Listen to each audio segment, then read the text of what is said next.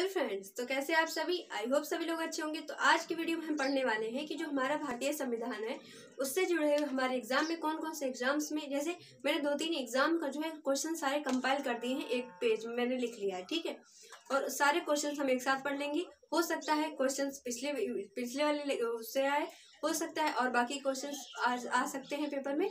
तो मैंने सारा एक ही साथ जो है कंपाइल करके पेपर में लिख दिया है, ठीक है। तो उसी सारे टॉपिक से जो है आज हम क्वेश्चंस पढ़ने वाले हैं। और तो चलिए वीडियो को स्टार्ट करते हैं। और अगर आप चैनल पर पहली बार आए तो प्लीज चैनल को सब्सक्राइब कर लीजिए और ज्यादा से ज्यादा शेयर करते रहें। तो चलिए देखते हैं। सबसे पहले हम देखते हैं टॉपिक क्या है हमारा आज का, कॉन्स्टिट्यूशन। इससे जुड़ा हुआ प्रश्न जो कि हमारे एग्जाम में आ सकता है, ठीक। ये हमारा आज क्या है, टॉपिक है, ठीक है। तो देखते हैं सबसे पहले जो है सर्वप्रथम जो है संविधान सभा जो है कब बनाई गई थी। तो 1946 में एक प्रस्ताव आता है। उस प्रस्ताव के ऊपर से हमारे यहाँ संविधान बनाया जाता है। संविधान की जो सभा है वो बनाई जाती है, ठीक। दूसरा क्वेश्चन, सबसे पहली बैठक कब हुई थी। 9 दिसंबर 1946 की इसकी सबसे पहली बैठक हुई थी। तीसरा क्वेश्चन इससे क्या पूछा जा सकता है कि इस बैठक में किसने पार्टिसिपेट नहीं किया था। तो जो मुस्लिम्स थे उन्होंने इसमें पार्टिसिपेट नहीं किया था, ठीक। उसके बाद क्या क्वेश्चन बन सकता है कि टोटल इसमें मेंबर कितने थे, 389। टोटल इसमें महिलाएं कितनी थी, टोटल फीमेल कितनी थी, 15 महिलाएं थी। ये महिलाओं वाला ये क्वेश्चन बनता है, ठीक है, इसको नोट डाउन कर लेना। और उसके बाद देखो, अब उसके बाद देखिए कि जो हमारा भारतीय संविधान है इसमें ज्यादातर चीजें कौन से एक्ट से ली गई हैं। तो गवर्नमेंट ऑफ इंडिया एक्ट 1935 से हमारे संविधान में अक्सर जो है सारी चीजें ली गई हैं, ठीक। संविधान दिवस हम कब सेलिब्रेट करते हैं। तो 26 नवंबर को संविधान दिवस हम सेलिब्रेट करते हैं। क्यों सेलिब्रेट करते हैं कि 26 नवंबर 1949 में हमारा संविधान बनकर तैयार हुआ था, लेकिन 26 जनवरी 1950 अगले ही साल जनवरी में जो है इसको हमारे यहाँ लागू कर दिया गया था। इसको बनाने में टोटल कितना टाइम लगा था। तो 2 साल 11 महीने और 18 दिन का समय लगा था संविधान को बनाने में, ठीक। क्वेश्चन अगर पूछ लिया जाता है प्रारूप समिति के अध्यक्ष कौन थे, प्रारूप समिति के अध्यक्ष कौन थे, तो आप आंसर करेंगे B.R. अम्बेडकर। क्वेश्चन बहुत सरल है लेकिन हर क्वेश्चन में एग्जाम में बनता है, ठीक, ये वाला क्वेश्चन। उसके बाद नेक्स्ट पॉइंट अगर आपसे क्वेश्चन बन जाता है कि हमारे यहाँ पर जो संविधान है उसमें जो सबसे ज्यादा स्वतंत्र, मतलब जैसे स्वतंत्र बॉडी कौन सी है जो किसी के ऊपर डिपेंडेंट नहीं है।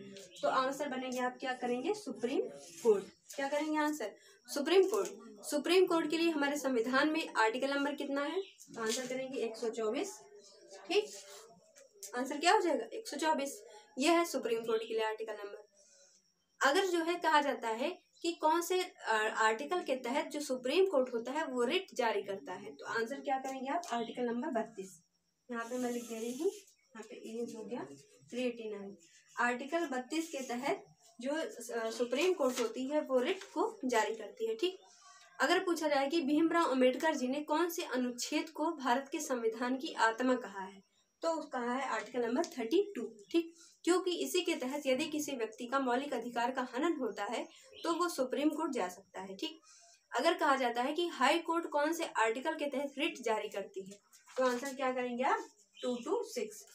अगर वही चीज रिट जारी कर रहा है सुप्रीम कोर्ट तो आर्टिकल होगा 32 सुप्रीम कोर्ट के लिए। अगर वही चीज हाई कोर्ट जारी कर रहा है रिट तो आंसर होगा 226, यानी कि 226 नंबर का आर्टिकल जो है बात करता है कि जो हाई कोर्ट होता है वो मौलिक अधिकार के हनन होने पर रिट को जारी कर सकता है। तो दोनों आर्टिकल हमेशा एग्जाम में आपसे पूछे जाते हैं, बहुत इंपॉर्टेंट है, दोनों आपको याद रखने हैं, ठीक है।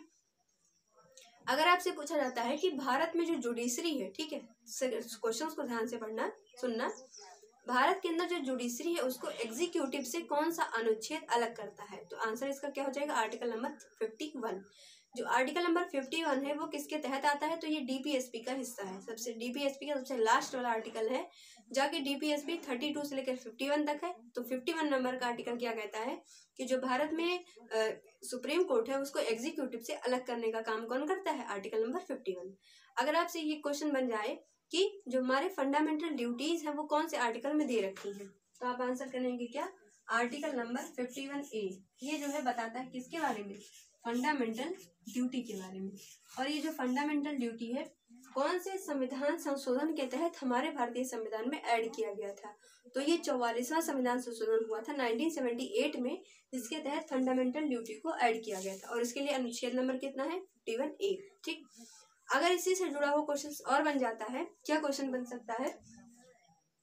सबसे ज्यादा भारत के संविधान में कहाँ से चीजें ली गई हैं? ये भी क्वेश्चन बहुत बार एग्जाम में बन चुका है।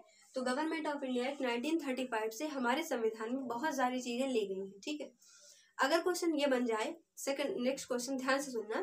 क्वेश्चन अगर ये बन जाता है कि जो गवर्नमेंट ऑफ इंडिया एक्ट है 1935, इसमें क्या करते हैं कि जो हमारे यहाँ पे जैसे मान लो कि डायरकी सिस्टम होती है ना, तो डायरकी सिस्टम को इंट्रोड्यूस किया गया था इसी एक्ट के तहत। ठीक है, तो इतनी सारी चीजें आज हमने कॉन्स्टिट्यूशन से पढ़ी है, क्योंकि अभी कॉन्स्टिट्यूशन डे सेलिब्रेट हुआ है कब? 26 नवंबर को। इसीलिए ये टॉपिक यहाँ से पूछा जा सकता है आपसे क्वेश्चन। ठीक, और यहाँ पर मैंने जो क्वेश्चंस यहाँ पर उठाए हैं, बहुत सारे एग्जाम के जो पूछे हुए क्वेश्चन है, जैसे आप हल्के फुल्के क्वेश्चन ही, ज्यादा भारी क्वेश्चन नहीं मैंने उठाया है। तो हल्के क्वेश्चन ऐसे ही आपके एग्जाम में बनेगा।